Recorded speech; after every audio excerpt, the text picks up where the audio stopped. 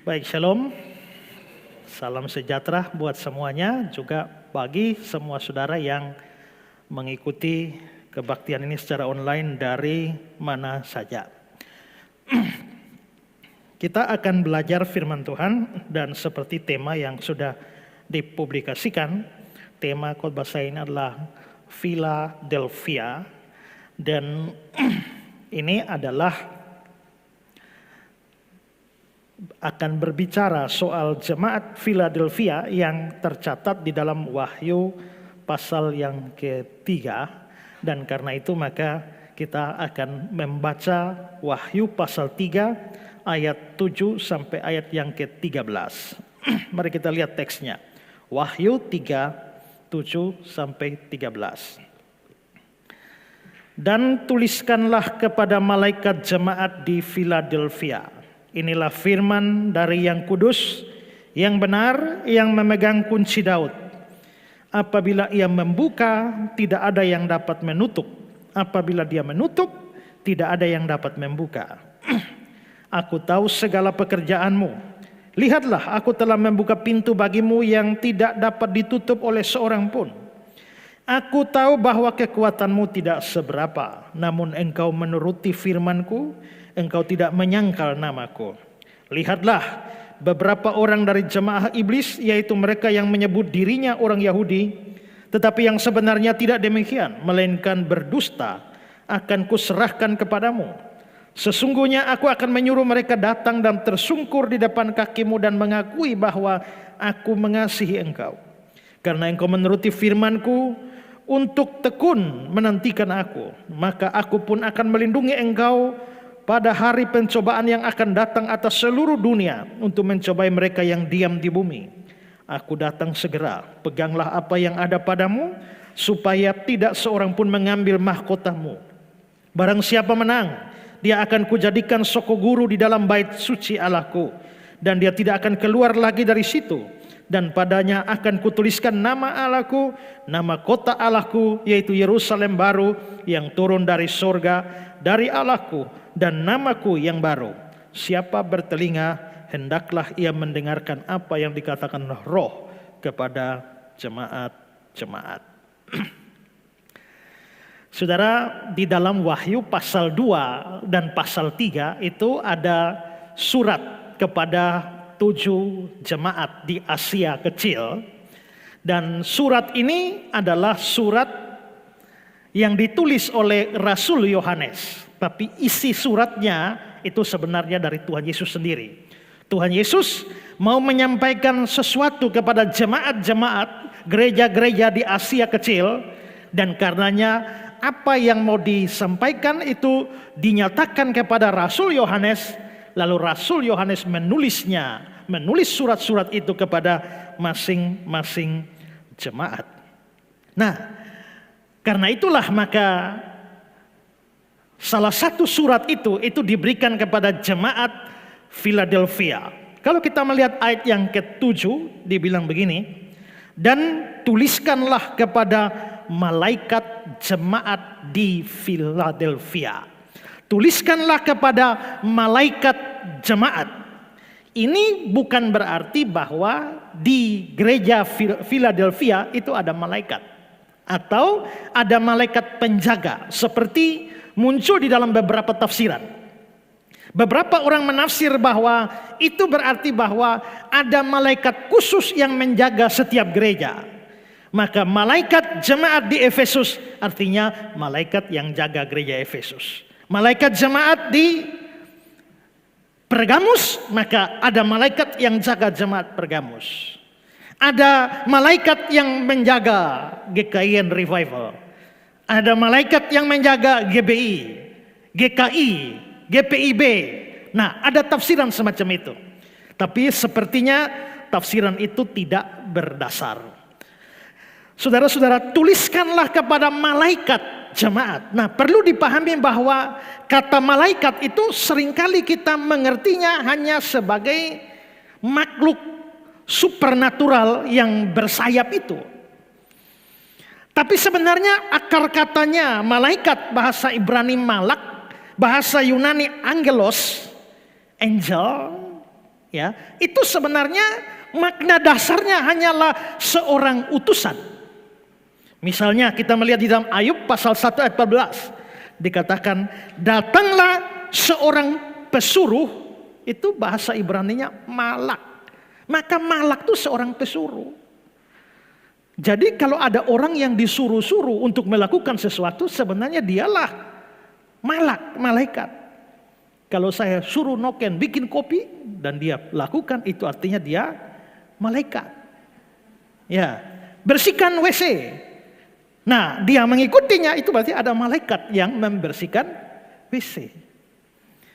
Lukas 9 ayat 52. Dan dia mengirim beberapa utusan mendahului dia.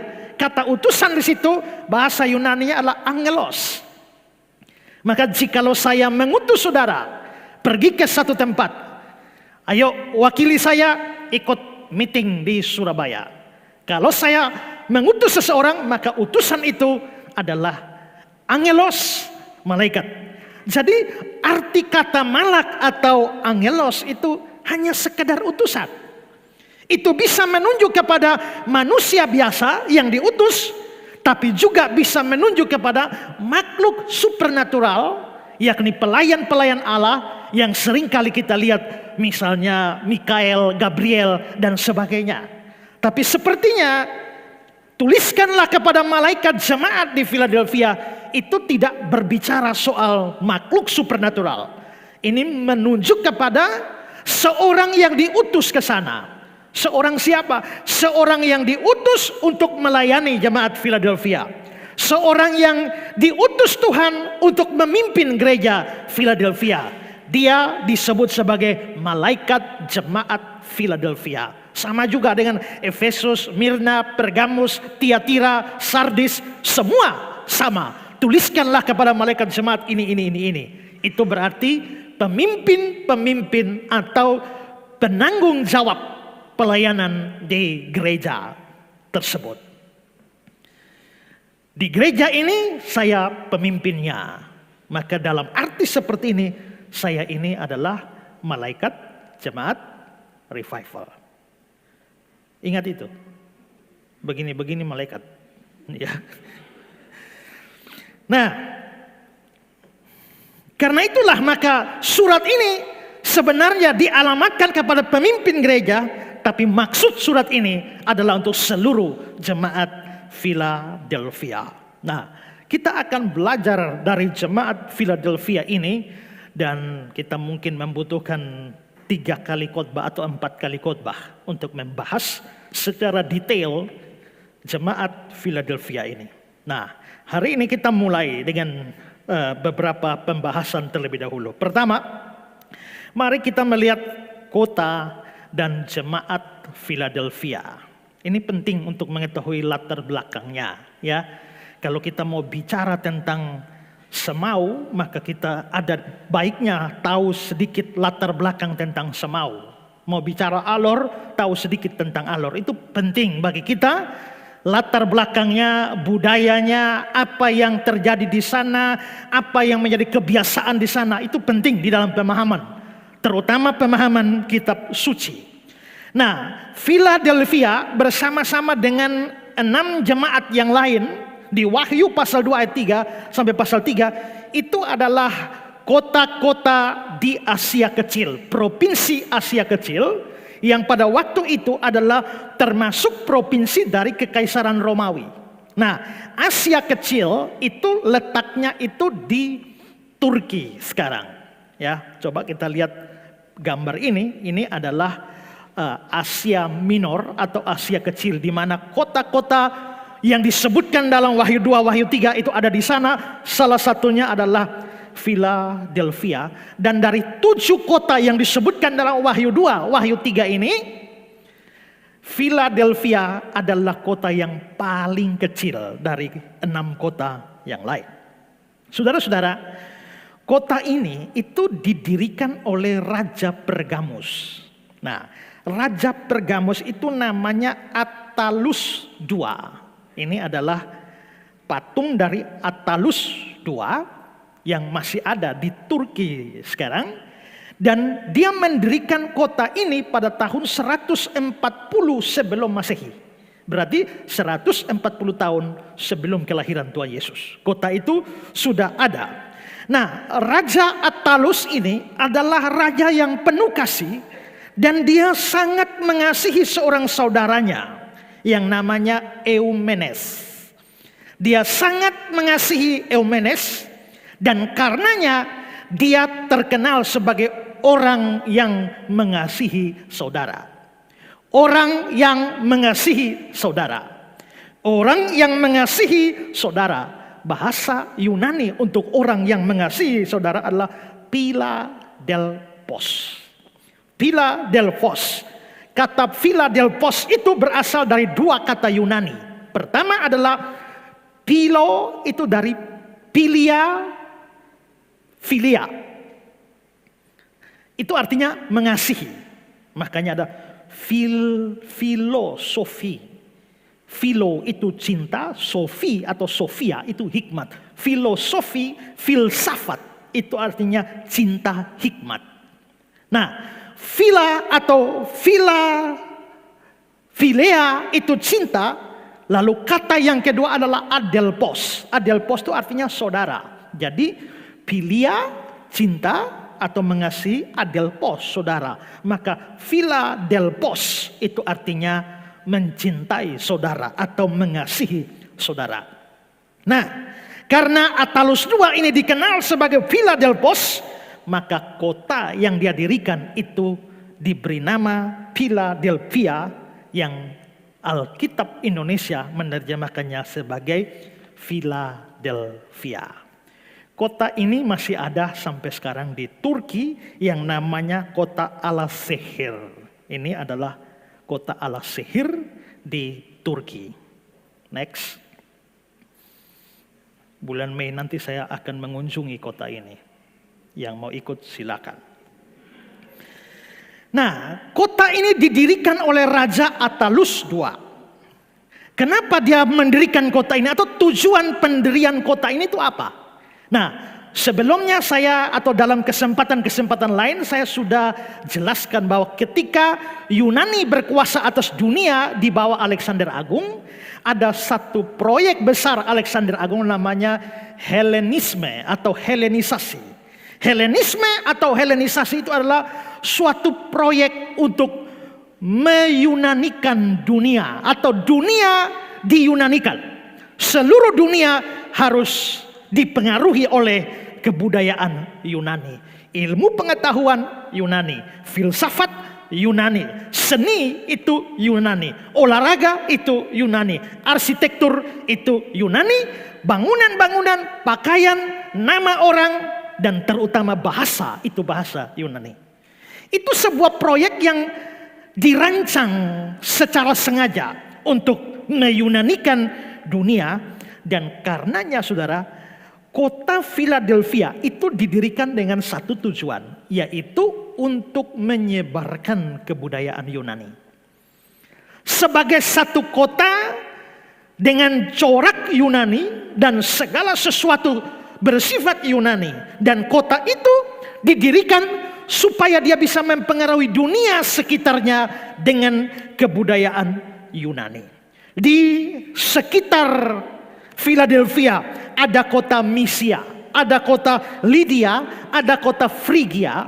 Nah, ini kota-kota yang mengelilingi Philadelphia. Karena itu saudara, maka Philadelphia itu sebuah kota Yunani, tapi untuk memudahkan pengaruh Yunaninya, untuk menguasai daerah-daerah Lydia, Frigia, Misia supaya diyunanikan, maka kota Philadelphia itu tidak menutup pintunya, gerbang kotanya tidak ditutup. Selalu dibuka, siang malam buka untuk menerima orang dari mana saja, dari wilayah-wilayah sekitarnya. Silakan masuk Philadelphia, dan kamu akan melihat betapa hebatnya kebudayaan Yunani. Pintu gerbang kota tidak pernah ditutup. Itulah sebabnya Philadelphia terkenal sebagai kota dengan pintu terbuka.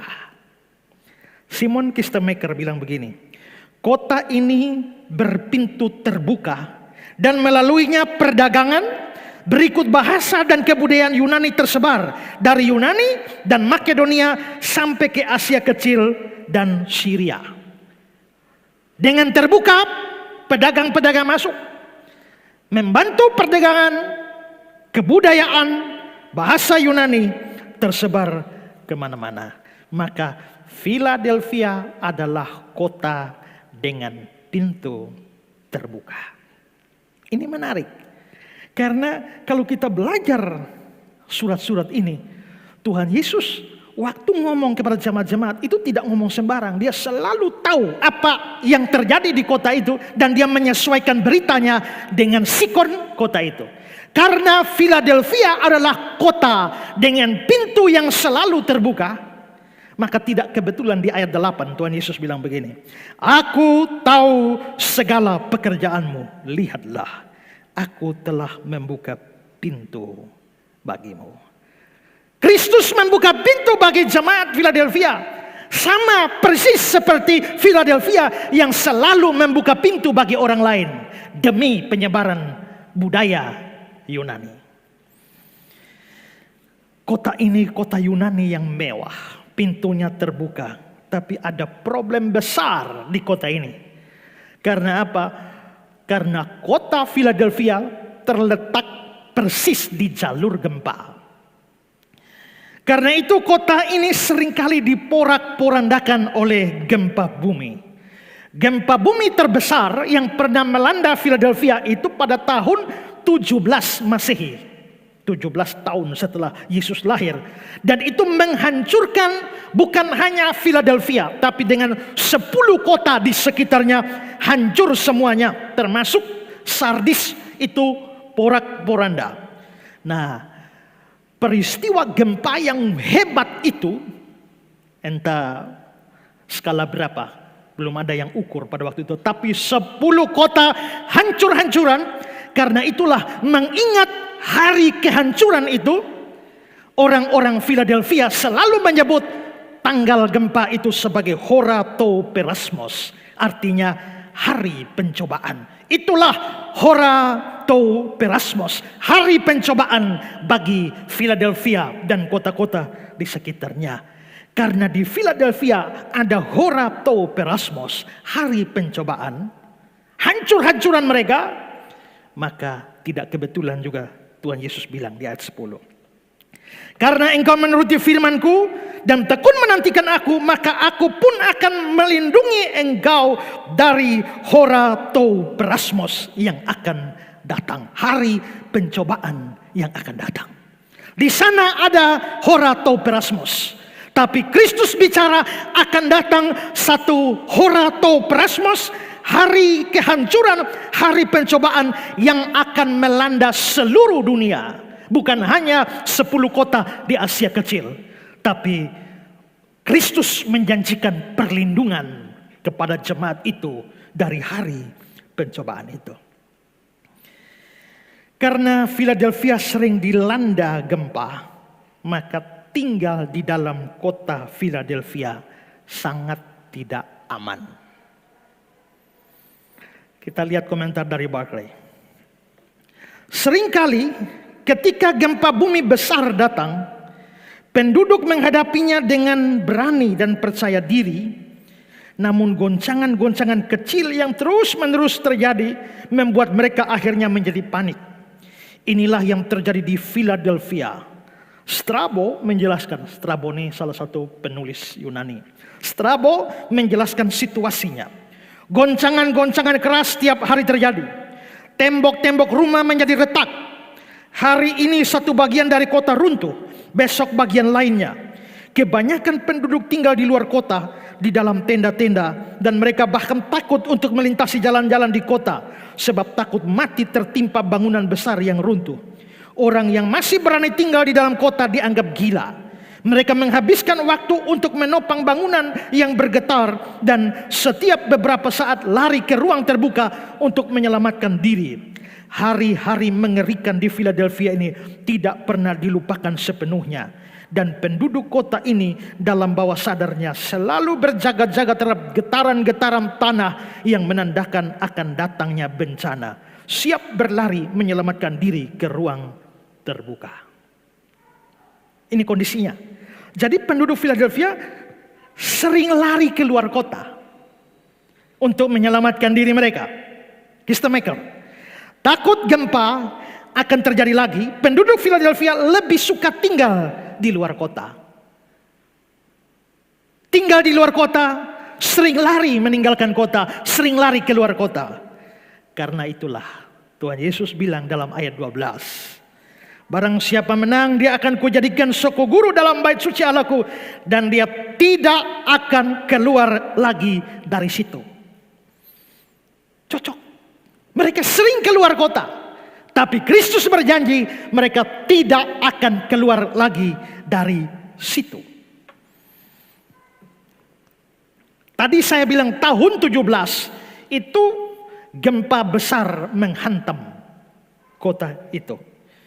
Nah, pada waktu tahun 17 Masehi itu Roma itu sudah dipimpin oleh kaisar baru, anak tirinya Kaisar Agustus, namanya Kaisar Tiberius. Nah, Kaisar Tiberius yang sedang berkuasa di Roma pada waktu Philadelphia itu hancur. Nah, Tiberius itu lalu berbaik hati dan membangun kembali kota ini dan bebaskan seluruh penduduk dari pajak. Karena itu dalam waktu yang singkat dengan bantuan Kaisar Tiberius, maka kota ini dibangun kembali. Rakyat berterima kasih untuk Tiberius, Kaisar Tiberius. Karena itu mereka mengganti nama kota Philadelphia. Sekarang diganti menjadi Neo Caesarea. Caesarea itu kota kaisar. Neo Caesarea artinya kota kaisar yang baru atau kota barunya kaisar. Nah, karena itu nama Philadelphia ditanggalkan. Sekarang diganti dengan Neo Caesarea. Dan penggunaan nama Neo Caesarea itu sampai 25-30 tahun setelah tahun 17 itu. Tapi saudara, belakangan muncul lagi kaisar baru di Roma, namanya Kaisar Vespasianus. Ini bapaknya Jenderal Titus yang menghancurkan bait Allah di Yerusalem. Nah, Kaisar Vespasianus itu berkuasa, dia mengganti lagi Neo Caesarea, ganti nama. Ganti nama menjadi nama Flavia, sehingga kota itu berubah nama lagi jadi Flavia. Kenapa nama Flavia? Karena Flavia itu nama marga dari Vespasianus. Vespasianus itu nama lengkapnya itu adalah Titus Flavius Sabinus Vespasianus. Nah, Flavius itu nama marganya. Karena itu kota itu diganti sesuai nama marga Flavia. Jadi saudara-saudara, itu kira-kira terjadi sekitar tahun 69 sampai 79. 10 tahun kota ini berganti nama. Jadi saudara lihat, dari Philadelphia nama aslinya dari Attalus II berubah menjadi Neo Caesarea, berubah menjadi Flavia. Berarti kota ini terbiasa dengan nama baru, dan nama baru itu 2 kali. Ya, 2 kali mengenakan nama baru. Walaupun Philadelphia lebih terkenal, tapi pokoknya kota ini pernah 2 kali ganti nama dengan nama baru. Nah, karena itu tidak kebetulan di ayat 12 dikatakan, barang siapa menang, dia akan kujadikan soko guru di dalam bait suci Allahku, dan dia tidak akan keluar lagi dari situ, dan padanya akan kutuliskan nama Allahku, nama kota Allahku, yaitu Yerusalem baru yang turun dari surga dari Allahku, namaku yang baru. Berarti di Yerusalem baru itu ada 2 nama. Nama Allahku, maksudnya Sang Bapa, dan namaku, nama Yesus. Ada 2 nama, tapi dijelaskan namaku yang baru. Jadi 2 nama baru, cocok dengan sikon Philadelphia. Nah, itu kira-kira sikon kota ini. Di kota seperti inilah hidup sebuah gereja Kristen yang kecil. Nah, gereja Philadelphia ini ada kemiripan dengan gereja Smyrna. Miripnya apa? Mereka punya tantangan yang mirip. Terutama tantangan dari orang Yahudi. Coba lihat Smyrna, Wahyu 2 ayat 9. Aku tahu kesusahanmu dan kemiskinanmu. Berarti jemaat Smyrna itu susah dan miskin. Namun engkau kaya. Dan fitnah mereka yang menyebut dirinya orang Yahudi, tapi yang sebenarnya tidak demikian. Sebaliknya mereka adalah jemaat iblis.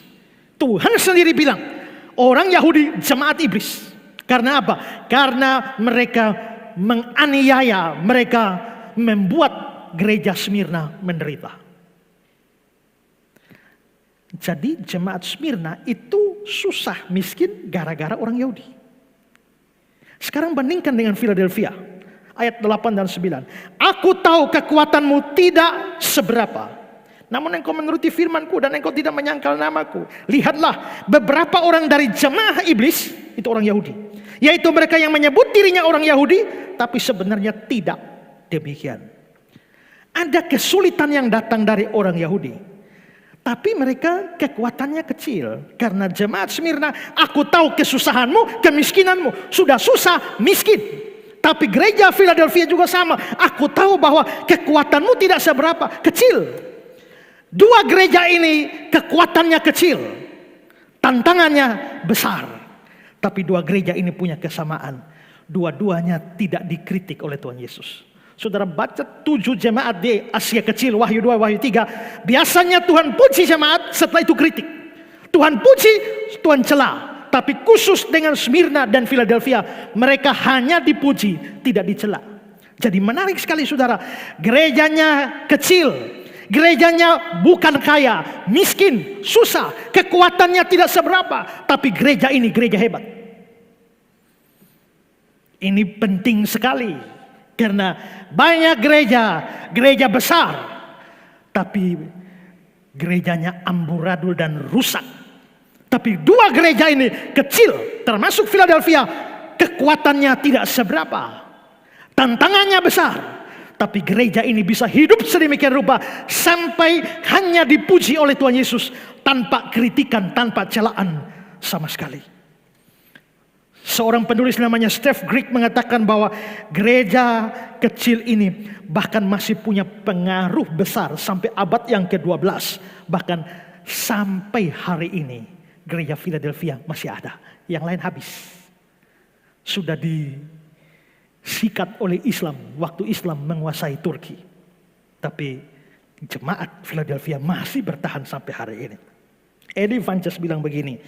Pada abad 13, Ottoman dari Turki menyerang Eropa dan Asia Kecil. Philadelphia ditaklukkan dan banyak gereja dijadikan masjid. Sebagian kecil jemaat masih tetap setia dengan iman mereka. Kini namanya dikenal sebagai Al-Shehir dan masih tersisa beberapa jemaat Ortodoks Yunani di sana. Barclay. Kemudian hari kota ini menjadi kota yang sangat besar. Ketika pasukan Turki dan pengikut Muhammad menyerbu melintasi Asia Kecil dan setiap kota dikalahkan, Philadelphia tetap tegak. Selama berabad-abad kota ini adalah kota Kristen Yunani yang merdeka di tengah-tengah para penyembah berhala. Inilah benteng terakhir dari kekristenan Asia. Baru menjelang abad ke-14 kota ini jatuh.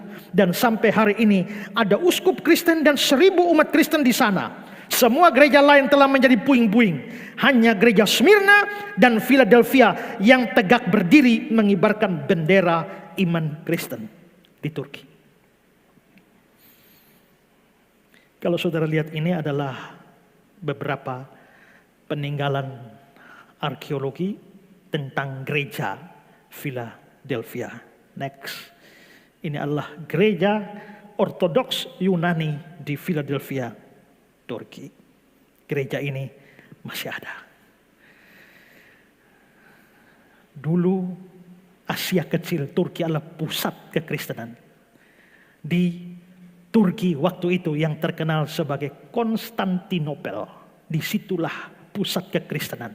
Dan makanya kita punya pengakuan iman Nisea Konstantinopel. Tapi memang sudah direbut oleh Islam, sehingga hari ini Turki menjadi mayoritas Islam. Banyak gereja itu diubah jadi masjid. Makanya kita lihat yang terakhir itu ya, yang masjid besar, gereja besar diubah lagi oleh pemimpin Turki menjadi masjid. Padahal sebenarnya itu adalah gereja. Itulah sekilas tentang kota dan gereja Philadelphia. Nah, Kristus memberikan surat kepada gereja ini. Tapi pada waktu Kristus memberi surat pada gereja ini, Kristus memperkenalkan diri dengan sejumlah gelar. Nah, apa? Inilah bagian kedua yang kita bahas. Gelar Kristus sang pemberi surat. Gelar Kristus sang pemberi surat. Dikatakan, tuliskanlah kepada malaikat jemaat yang ada di setiap jemaat itu beda-beda. Surat itu dari satu orang, Yesus. Tapi Yesus memperkenalkan diri dengan gelar-gelar berbeda kepada masing-masing jemaat, walaupun ada yang sama. Lalu untuk jemaat Philadelphia, Kristus memperkenalkan diri dengan sejumlah gelar. Gelar apa saja yang dia pakai untuk memperkenalkan diri? Yang pertama, yang kudus, yang benar. Yang kudus, yang benar. Perhatikan ayat 7. Dan tuliskanlah kepada malaikat jemaat di Philadelphia, inilah firman dari yang kudus, yang benar. Di sini Kristus menyebut dirinya sebagai yang kudus, yang benar.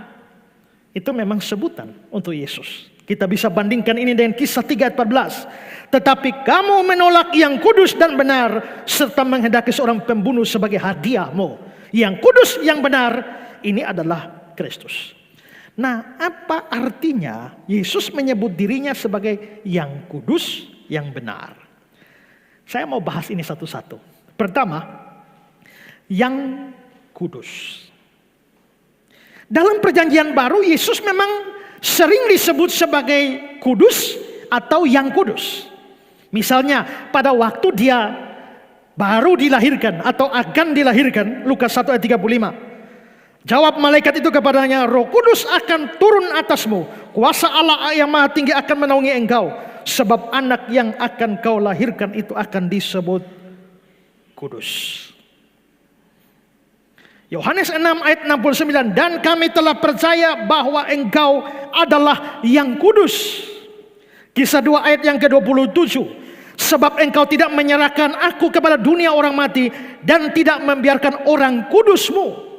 Berarti Yesus itu orang kudus. Yesus itu yang kudus. Apa artinya Yesus itu adalah orang kudus atau yang kudus? Kita tanya lagi, apa artinya kudus? Nah, bahasa Ibraninya kados. Ke Arab menjadi kudus. Karena Indonesia terpengaruh Arab, maka jadi kudus. Kata Yunaninya hagios. Nah, kudus ini sebenarnya artinya 3. Arti pertama itu artinya dipisahkan. Itu kudus. Jadi jikalau di sini ada banyak kelereng, ada 100 kelereng, saya mengambil 1 kelereng, pisahkan dia dari rekan-rekannya ini, taruh dia di tempat lain, maka kelereng yang dipisahkan ini itu disebut kelereng kudus. Kalau ada saudara semua ada di sini, kita sama-sama dalam ruangan. Lalu saya ambil 1 orang, pindahkan dia ke sini. Itu dia orang kudus. Kudus artinya dipisahkan. Arti kedua dari kudus itu artinya dikhususkan. Dipilih untuk tugas khusus. Misalnya saya mempunyai misalnya 10 HP. Dari 10 HP ini saya khususkan 1 HP. HP ini khusus acara tanya jawab. Tidak boleh campur yang lain. Maka HP yang dikhususkan ini namanya HP kudus. Dipisahkan, dikhususkan. Semua hari itu sama. Tapi ada satu hari yang dikhususkan untuk Tuhan, yaitu hari Sabat. Maka hari Sabat itu disebut hari yang kudus. Perjamuan itu makan. Perjamuan itu arti kata menjamu itu makan. Makan. Tapi ada makan yang lain dari yang lain. Ada makan yang spesial, ada makan yang khusus. Itu makan tubuh dan darah Tuhan. Maka perjamuan itu disebut sebagai perjamuan kudus. Dan arti yang ketiga dari kudus itu artinya suci. Tidak bercacat, tidak bercela. Kalau saya ambil satu contoh untuk tiga arti itu, HP. Semua HP ada 10. Saya memisahkan satu HP, HP itu menjadi HP yang kudus. Saya khususkan HP ini untuk tanya jawab, maka ini HP yang kudus. Tapi bisa jadi HP-nya sudah lecet. Kacanya sudah pecah. Maka dia kudus tapi tidak suci. Tapi kalau HP itu diangkat ternyata lihat dari ujung sampai ujung mulus. Tidak ada lecet sedikit pun. Tidak ada goresan sedikit pun. Semua sempurna. Maka HP itu suci. Maka kudus itu tidak sama dengan suci. Suci hanya salah satu arti dari kudus. Maka orang bisa kudus tapi tidak suci. Karena itu orang percaya, orang Kristen, apakah kita dipilih Allah, dipisahkan dari dunia ini? Ya. Apakah kita dikhususkan untuk melayani Allah? Ya. Kalau begitu kita orang kudus. Tapi apakah kita suci? Tidak, banyak dosa. Pendeta Ezra, apakah dipilih Allah? Yes, saya orang suci. Dikhususkan Allah? Yes, saya orang suci. Saya orang kudus. Apakah suci? Tidak. Karena saya ada dosa, bukan cuma dosa, banyak dosa. Maka saya kudus tapi tidak suci. Sekarang perhatikan kisah 9 ayat 13. Jawab Ananias, Tuhan, dari banyak orang yang telah kudengar tentang orang itu, maksudnya Paulus. Betapa banyaknya kejahatan yang dilakukannya terhadap orang-orang kudusmu di Yerusalem. Orang-orang kudusmu di Yerusalem itu artinya orang percaya di Yerusalem. Disebut orang kudus. Ayat 32. Pada waktu itu Petrus berjalan keliling, mengadakan kunjungan kemana-mana. Dalam perjalanan itu dia singgah juga kepada orang-orang kudus yang di lidah. Orang-orang kudus. Roma 8 ayat 27. Allah yang menyelidiki hati nurani mengetahui maksud roh itu, yaitu bahwa ia sesuai kehendak Allah berdoa untuk orang-orang kudus. Maka jikalau kita orang Kristen sungguh-sungguh, kita pasti dipilih Allah, kita pasti dikhususkan Allah untuk tujuan tertentu. Maka orang Kristen adalah orang kudus. Suci? Belum, karena sepanjang di dunia tidak bisa suci. Nanti sampai di sorga baru kita menjadi suci. Maka kita orang kudus tapi tidak suci. Bagaimana dengan Yesus? Yesus adalah orang pilihan Allah, tapi dia juga sekaligus orang yang suci. Yesus itu dipilih oleh Bapaknya, dikhususkan oleh Bapaknya untuk tugas-tugas tertentu yang hebat. Misalnya tugas penyelamatan, penebusan isi dunia ini dari dosa, dan menghakimi dunia ini. Dalam Roma pasal 3 ayat 25 dikatakan, Kristus Yesus telah ditentukan Allah menjadi jalan pendamaian karena iman dalam darahnya. Kristus ditentukan Allah menjadi jalan pendamaian. Allah dan manusia berdosa itu bermusuhan. Manusia berdosa seteru Allah. Tapi bagaimana bisa berdamai? Allah telah menentukan Yesus menjadi jalan pendamaian. Itu berarti bahwa Allah hanya mau berdamai dengan manusia berdosa di dalam Kristus. Di luar Kristus Allah tidak mau berdamai dengan orang berdosa. Maka di luar Kristus semua orang tetap musuh Allah, tetap seteru Allah. Yesus ditentukan menjadi jalan pendamaian. Berarti dia kudus dong, karena dikhususkan menjadi jalan pendamaian. Kisah 10 ayat 42. Dan dia telah menugaskan kami memberitahukan kepada seluruh bangsa dan bersaksi bahwa dialah yang ditentukan Allah menjadi hakim atas orang-orang hidup dan orang-orang mati. Yesus ditentukan menjadi hakim akhir zaman, menghakimi semua manusia hidup dan mati. Berarti Yesus dikhususkan. Berarti dia ini orang kudus. Sama dengan kita. Bagaimana dengan kesucian? 2 Korintus 5 ayat 21 mengatakan, dia tidak mengenal dosa. 1 Yohanes 3 ayat 5, di dalam dia tidak ada dosa. Berarti bedanya Yesus dengan kita kudus, dia kudus. Tapi dia suci, kita tidak suci. Karena itu kalau dikatakan Yesus itu yang kudus, 3 arti dari kata kudus itu tergenapi di dalam dirinya. Bahwa dia orang pilihan dari Sang Bapa. Dia orang khusus, orang spesial untuk tugas yang khusus. Dan dia orang yang suci tanpa dosa sama sekali. Puji Tuhan karena pemimpin kita adalah orang suci, orang khusus, orang pilihan, orang spesial, orang yang ditentukan oleh Allah Bapa menebus dosa dunia, menghakimi dunia ini. Dia tidak seperti pemimpin lain, bukan orang pilihan, bukan orang khusus, bukan orang spesial, dan lebih-lebih bukan orang suci.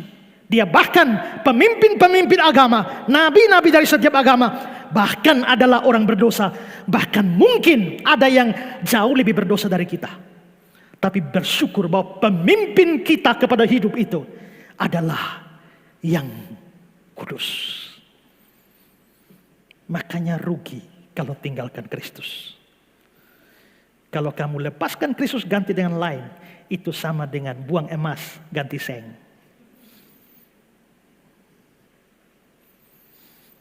Sekarang kedua, yang benar. Inilah firman dari Dia yang kudus dan yang benar. Sama seperti yang kudus, Yesus juga disebut sebagai yang benar. Kisah 22 ayat 14. Lalu katanya, Allah nenek moyang kita telah menetapkan engkau untuk mengetahui kehendaknya, untuk melihat yang benar, dan untuk mendengar suara yang keluar dari mulutnya. Itu Yesus. Yesus itu yang benar. Di dalam bahasa Yunani ada 2 kata yang sama-sama berarti benar. Kata yang pertama itu adalah aletes, menurunkan aletheia. Itu benar kontras dengan salah. Ini salah. Ini dusta.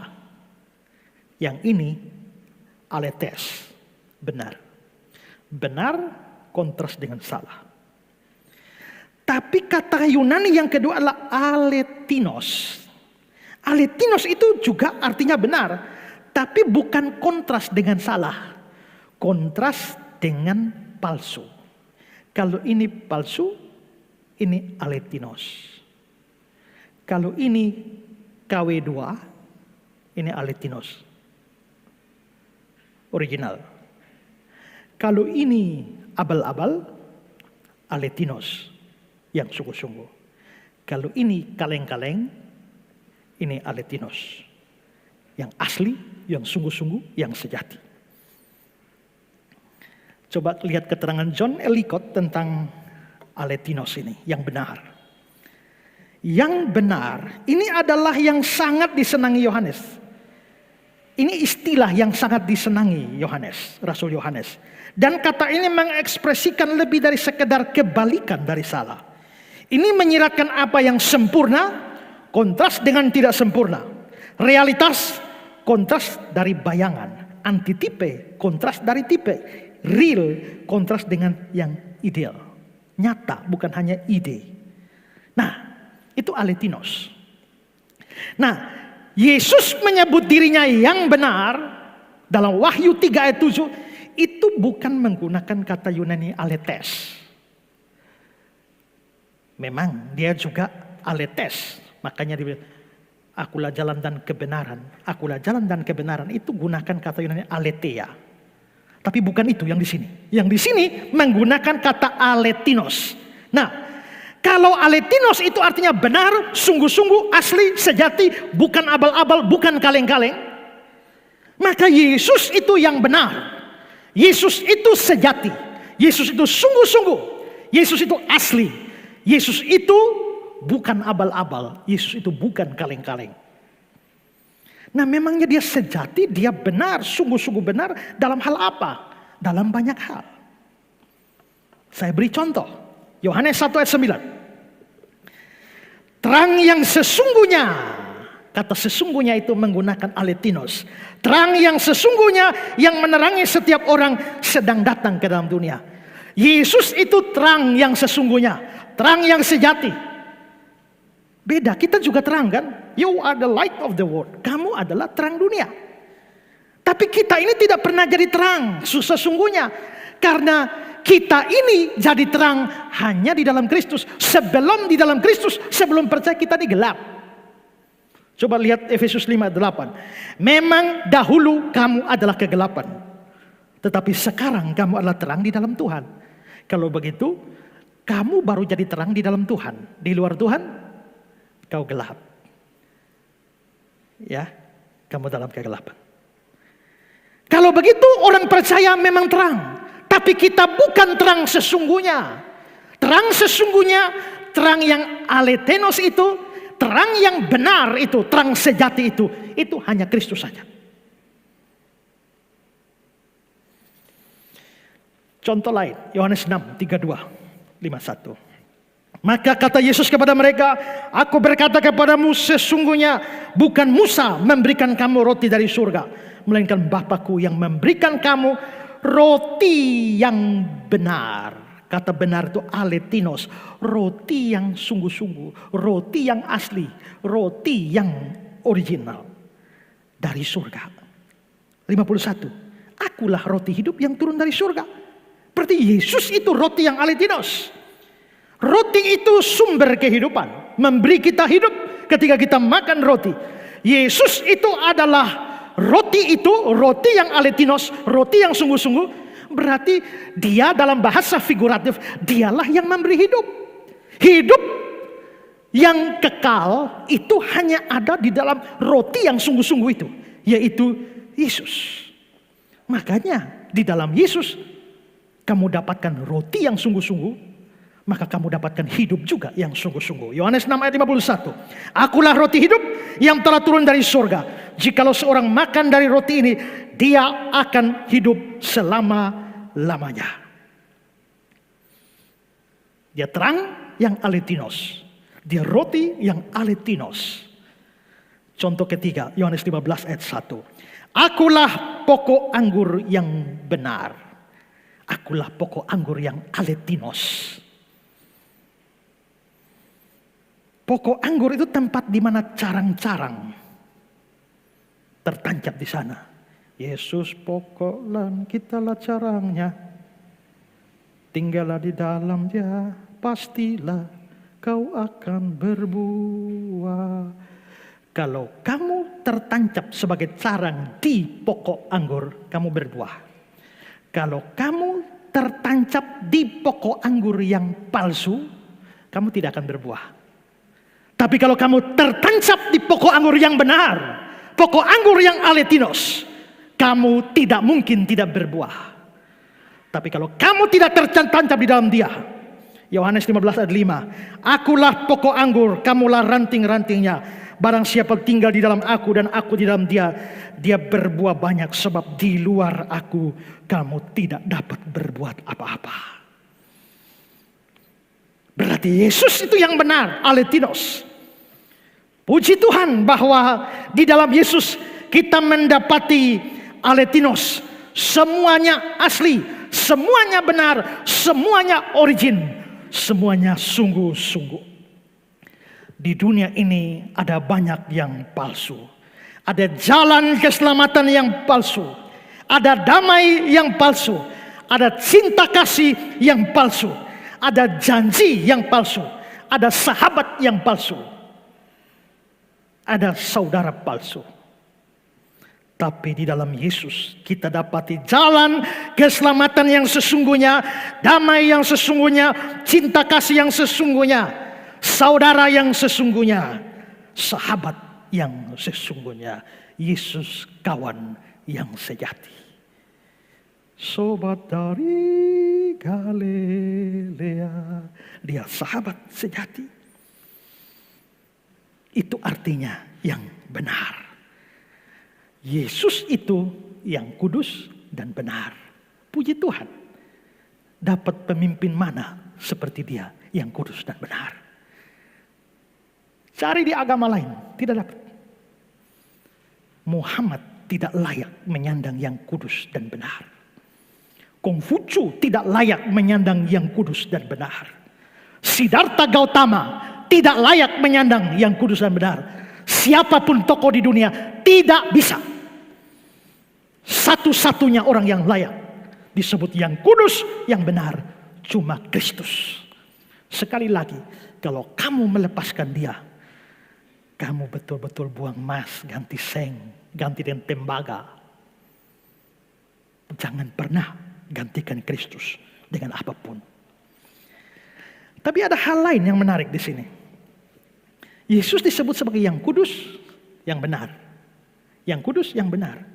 Tapi kalau kita selidiki lebih jauh, ternyata istilah yang kudus ini itu biasanya dipakai untuk Allah di dalam perjanjian lama, Yahweh. Misalnya Mazmur 22 ayat 4. Padahal engkaulah yang kudus, yang bersemayam di atas puji-pujian orang Israel. Yesaya 8 ayat 13. Dialah yang harus kamu akui sebagai yang kudus. Mazmur 78 ayat 41. Yang kudus dari Israel. Itu gelarnya Allah, sifatnya Allah. Berikut yang benar. Yang benar itu juga dipakai untuk Allah Bapa. Coba lihat 1 Yohanes 5 ayat 20. Akan tetapi kita tahu bahwa anak Allah telah datang. Anak Allah ini kan Yesus ya. Dan telah mengaruniakan pengertian kepada kita supaya kita mengenal yang benar. Yang benar ini bukan Yesus, Bapa. Kita mengenal yang benar dan kita ada di dalam yang benar, Bapa. Di dalam anaknya Yesus Kristus. Kenapa yang benar ini bukan Yesus? Karena yang benar itu dibedakan. Kita mengenal yang benar, kita ada di dalam yang benar, di dalam anaknya. Anak siapa? Anaknya yang benar. Berarti yang benar itu bukan Yesus. Yang benar itu Bapa. Berarti Allah Bapa itu disebut sebagai yang benar. Nah, berarti di situ yang benar itu Allah Bapa. Tapi di dalam ayat-ayat yang lain, termasuk di dalam teks kita,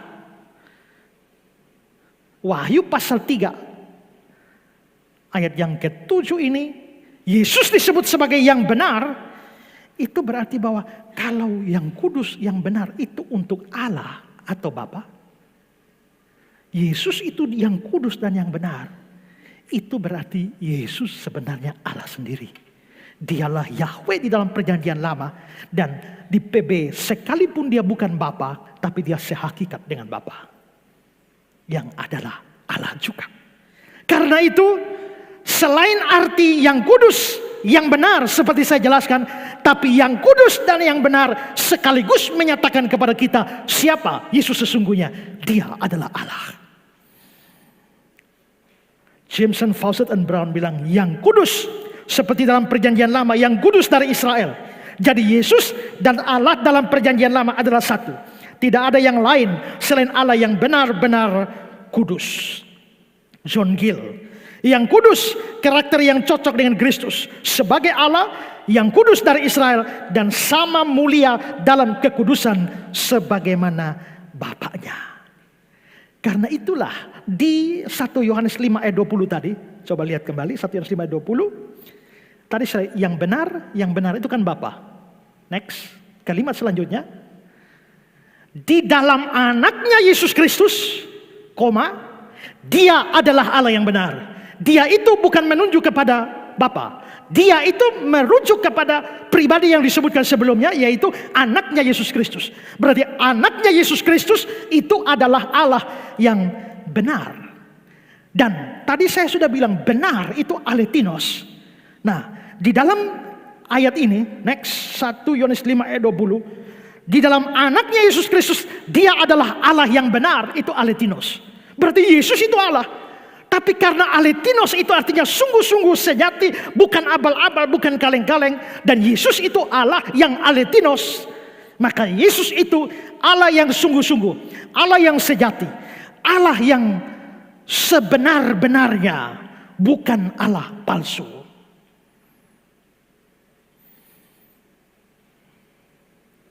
Karena itu kita tidak boleh meragukan sedikit pun identitas Yesus ini. Terserah saksi Yehova mau bilang dia adalah penghulu malaikat, terserah Islam mau bilang dia hanya nabi, terserah orang liberal mau bilang dia hanya seorang guru moral. Kita yang percaya kitab suci, kita harus yakin sungguh-sungguh Yesus adalah Allah dalam pengertian setinggi-tingginya, sesungguh-sungguhnya, sebenar-benarnya. Dia adalah Allah yang alethenos, yang kudus, yang benar. Itu gelar pertama. Sekarang gelar yang kedua, yang memegang kunci Daud. Ayat 7. Dan tuliskanlah kepada malaikat jemaat di Philadelphia, inilah firman yang kudus, yang benar, yang memegang kunci Daud. Apabila dia membuka, tidak ada yang dapat menutup. Apabila dia menutup, tidak ada yang dapat membuka. Yesus itu menyebut dirinya yang memegang kunci Daud. Apa artinya ini? Sebenarnya kata-kata ini diambil dari Perjanjian Lama. Kitab Yesaya 22 ayat 20 sampai 22 itu berkenaan dengan seorang namanya Elyakim. Perhatikan ya. Yesaya 22 ayat 20 sampai 22.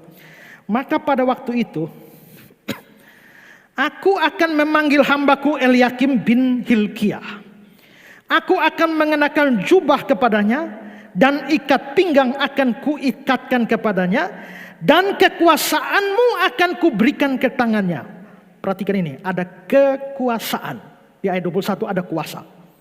Maka dia akan menjadi bapak penduduk Yerusalem dan bagi kaum Yehuda. Ayat 22. Aku akan menaruh kunci rumah Daud ke atas bahunya. Apabila dia membuka, tidak ada yang dapat menutup. Apabila dia menutup, tidak ada yang dapat membuka. Berarti ini otoritas. Jadi ada kuasa, ada otoritas. Elyakim itu pemegang kunci Daud. Rumah Daud. Daud punya rumah. Elyakim ini pemegang kunci.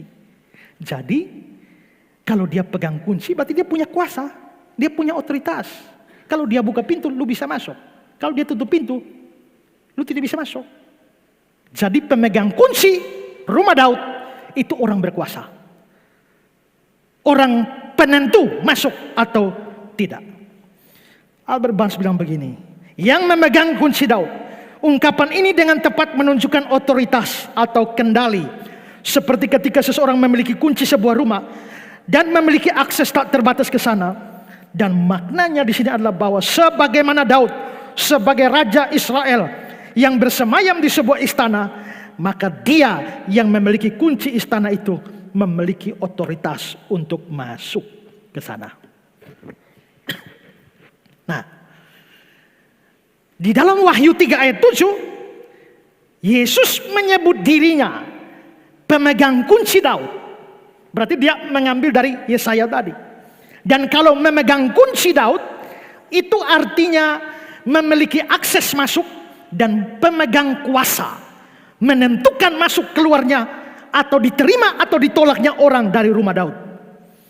Maka Kristus pemegang kunci Daud. Dia memang tidak bicara rumah Daud di Yerusalem fisik. Dia bicara tentang Yerusalem baru, yaitu surga. Berarti Yesus dengan kata lain pemegang kunci surga. Kalau dia pemegang kunci surga, dia punya otoritas, dia punya kuasa untuk memasukkan orang ke sana atau untuk mencegah orang ke sana. Jacob Groen bilang, sebagai pengurus istana, Eliakim berkuasa mengizinkan atau melarang orang masuk menghadap raja. Tanda kuasa itulah kunci rumah Daud. Yesus memegang kunci Daud, yaitu hak dan kuasa untuk mengizinkan atau melarang orang masuk ke kerajaan surga. Itu penghiburan besar bagi jemaat di Philadelphia dan bagi orang Kristen lain yang dikucilkan di rumah ibadah orang Yahudi. Karena orang Yahudi benci orang Philadelphia, rumah ibadahnya Yahudi tertutup pintunya bagi orang Philadelphia. Tapi pintu rumah Yerusalem baru terbuka bagi mereka. David Iman Santoso, sebagai pemegang kunci, berarti sebagai orang yang berkuasa untuk menghantar seseorang untuk masuk. Dalam hal ini, ialah masuk ke kota Daud, yaitu Yerusalem baru. Kristuslah satu-satunya yang berkuasa dan yang memiliki kunci itu untuk membukanya.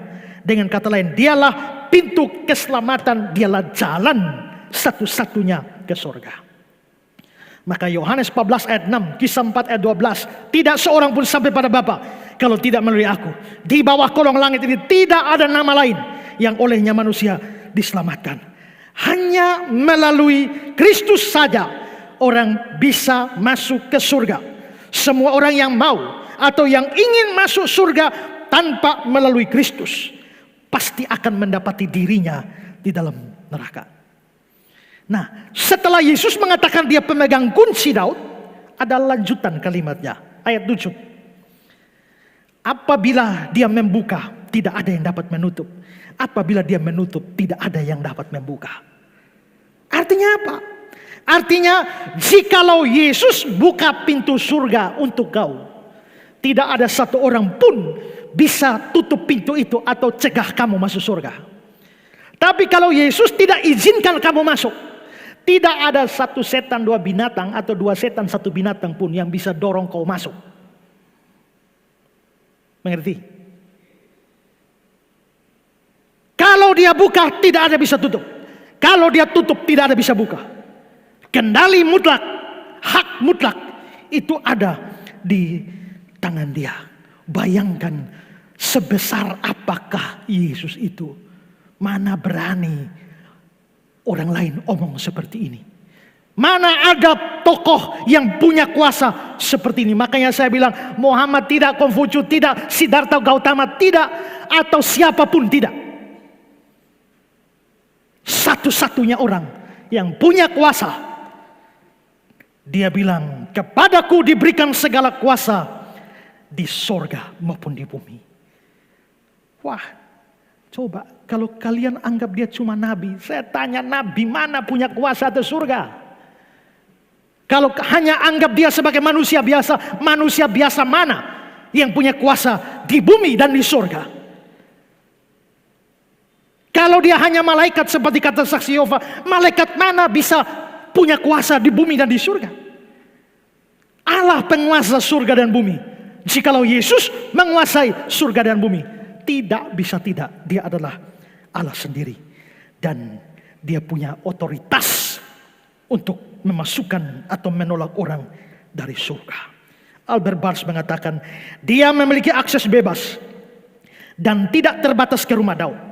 Kuasa untuk menerima atau menolak siapapun. Hal ini diterapkan di sini kepada Sang Juru Selamat sebagai Raja di Sion. Itu berarti di kerajaannya dia memiliki kendali mutlak terkait dengan izin masuk atau pengecualian bagi siapapun. Dia bisa menetapkan, dia bisa mengundang siapa yang dia pilih. Dia bisa mengecualikan orang-orang yang dia nilai tidak boleh diterima di sana. Yesus berhak memasukkan orang, berhak mencegah orang masuk. Ini bukan berarti dia menabrak syarat keselamatan. Tidak. Syarat keselamatan itu beriman pada Kristus. Karena itu Kristus tidak bisa menabrak. Bukan karena dia punya kuasa, orang tidak percaya pun dia bisa masukkan.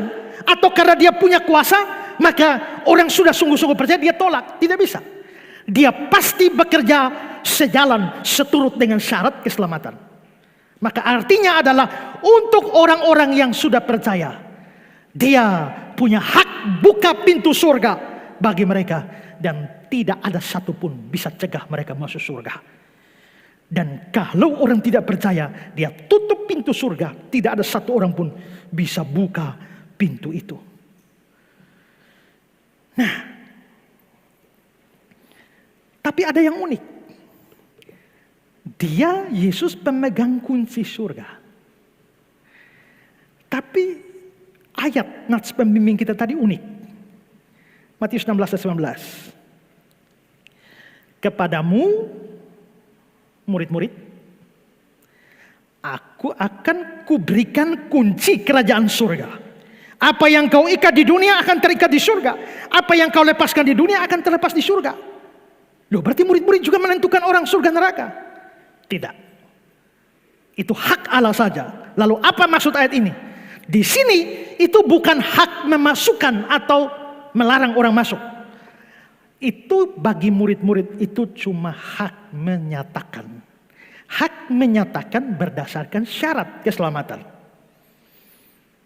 Jadi gini. Kalau saya menginjili Pak Nathan, maukah Pak Nathan terima Yesus sekarang? Mau sambut dia sebagai Tuhan dan Juru Selamat? Ya. Sebagai penebus dosa? Ya. Selamat Pak Nathan.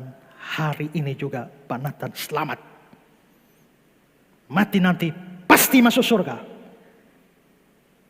Apakah saya yang menentukan Pak Nathan masuk surga? Tidak.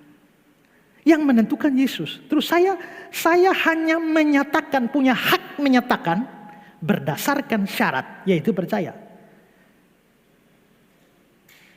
Tapi kalau saya beritakan Injil kepada Pak Lomi, maukah Pak Lomi terima? Tidak. Kalau begitu, kamu akan mati masuk neraka. Apakah saya menentukan dia masuk neraka? Tidak. Syaratnya tidak terpenuhi, tidak percaya masuk neraka. Karena Pak Lomi tidak percaya, saya punya hak menyatakan masuk neraka. Jadi beda dengan Kristus. Maka memang murid-murid Kristus diberikan hak menyatakan. Hamba-hamba Tuhan, pemberita-pemberita Injil berdasarkan syarat itu punya hak menyatakan. Tapi bukankah hamba Tuhan itu manusia? Jadi bisa salah menyatakan? Bisa. Tapi kalau terjadi salah menyatakan, jangan bergantung pada hamba Tuhan yang sekedar punya hak menyatakan. Bergantunglah pada dia yang memang punya hak memasukkan atau mengeluarkan. Sehingga kalau saudara sudah benar-benar percaya Kristus, tidak peduli ada pendeta bilang saudara masuk neraka. Tidak peduli ada pendeta atau orang bilang saudara sesat akan binasa. Kalau saudara benar-benar percaya Kristus, percayalah, jikalau Kristus buka pintu surga kepadamu, pendeta, rasul, nabi sekalipun tidak bisa tutup untuk kamu. Tapi kalau kamu tidak percaya Yesus, lalu ada pendeta yang menjilat saudara, lalu bilang saudara pasti masuk surga, padahal saudara tidak percaya Yesus. Pendeta buka pintu surga buat kamu, tapi Tuhan tutup. Sehingga kalau dia tutup, tidak ada pendeta bisa buka. Ini penting kalau di dalam ibadah pemakaman. Biasa pendeta-pendeta sering buka pintu kan? Padahal tidak tahu orangnya percaya atau tidak. Sekedar Kristen KTP. Tapi kalau kita ikut ibadah pemakaman, nyaris hampir semua orang Kristen mati.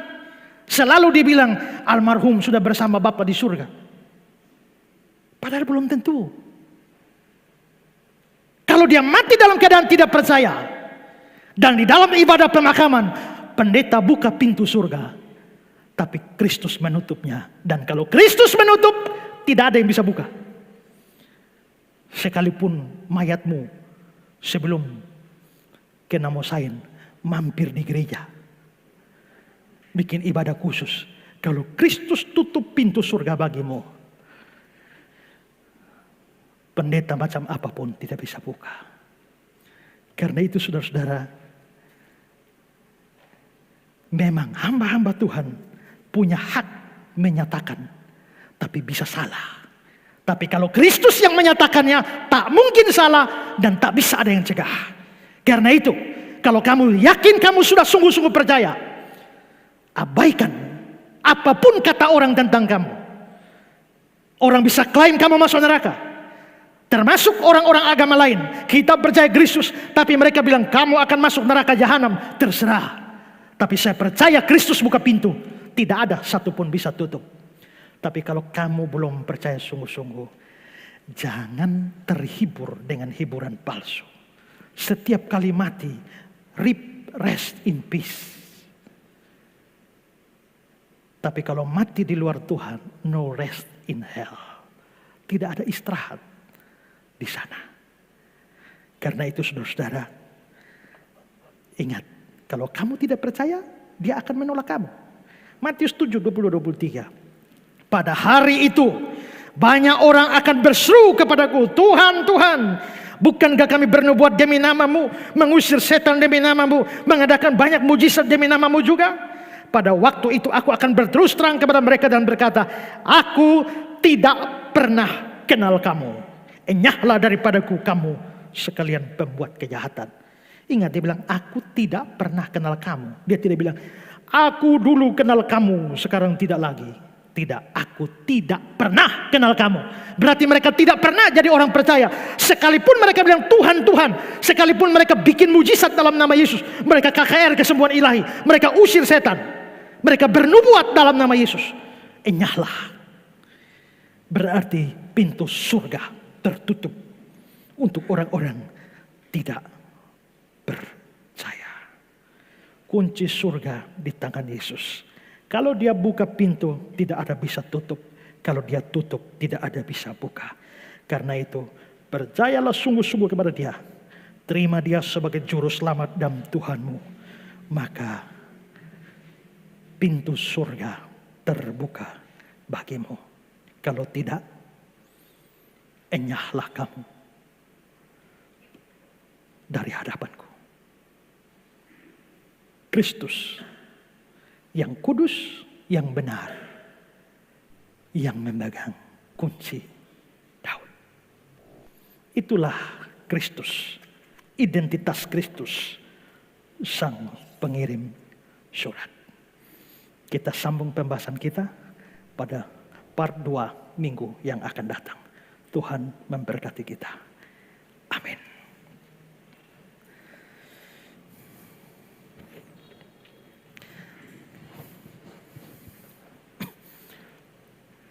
Kita akan melanjutkannya dengan sakramen bab perjamuan kudus.